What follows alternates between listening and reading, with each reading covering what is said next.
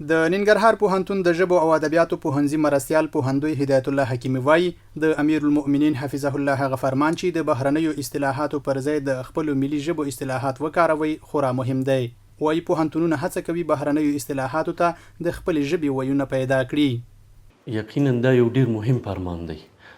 ځکه چې یو خو هغه دی چې په عامه سطح باندې دې ته کوشش کیږي چې ملي اصطلاحات وکارول شي، ولې دا چې د یو هیواد د زعیم د خوا نه په هغې باندې تاکید کیږي، نو دا د ټول وزارتونه ټولې ادارې دا مسؤلیت لري چې هغه باید تطبیق کا او د هغه د اجرا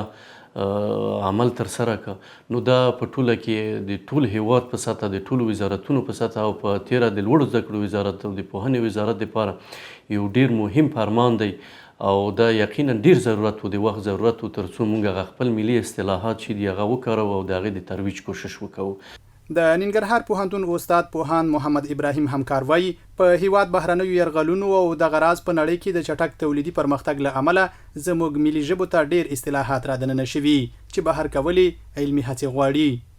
نو ډېرې داسې خلک چې هغه ولس کې ځان مشهور کړي، که زموږ او تاسې یوه ښه کلمه هم د خپلې ژبې د اصطلاح په ډول لرو، بیا هم انګلیسي اصطلاحات راوړي او بېلګې ښې پرېمانه شته دی زموږ او تاسې سره. کوشش دا پکار دی زموږ او تاسې د راتلونکي دپاره که دغه کار په کار یوړل شي، نو انشاءالله که دا کوم شوي دي دا به هم اصلاح شي ورو ورو، خو د نورو دغه شانتې ناخوالو مخه به ونیول شي او زموږ او تاسې هغه کلمې یا ګړنې یا ویونه به ټول همغه د ملي ژبې شي او بیا به دغه ستونزه ورو ورو مخه به یې ډپ شي. دغه راز د ننګرهار پوهنتون یو بل استاد پوهنمل ډاکټر عصمت الله میاخیل بیا وایي بهرنۍ ژبې باید د خپلو ژبو د تقویت لپاره زده شي او په خبره یې ښوونځي او پوهنتونونه یې د غني کېدو ښه لاره ده. چې د هر چا په ژبه کې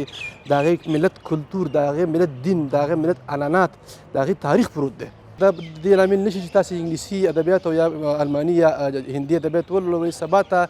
د خپلو اصطلاحاتو سره اشنا نه وئ. د دې فرمان هدف دا ده چې خپلې ملي ژبې د بهرنیو اغیزو څخه خوندي وساتل شي او د خپلو اصطلاحاتو په کارولو سره بډایه شي.